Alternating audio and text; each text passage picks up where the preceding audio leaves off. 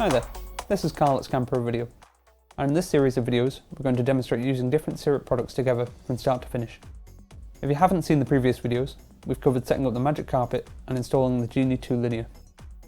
In this video we're going to go through using the app to create time lapses. Firstly, you'll find the app in the App Store and we'll link to it in the description below. Once you have the app up and running and the Genie 2 Linear powered on, press Connect in the top right to see your devices. Then press the green circle to pair your device.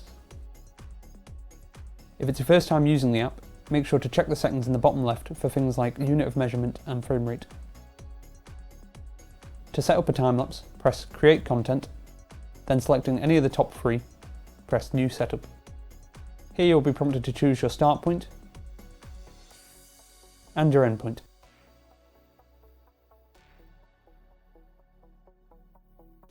And then press Done if you're happy with the positions.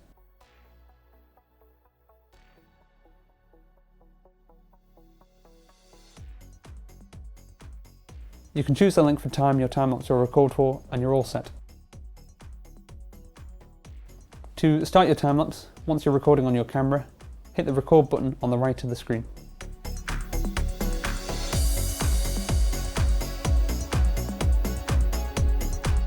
Thanks for watching this mini-series of tutorials. If you have any questions about any of the products, make sure to leave us a comment, and don't forget to check out the Syrp products at Scan Pro Video.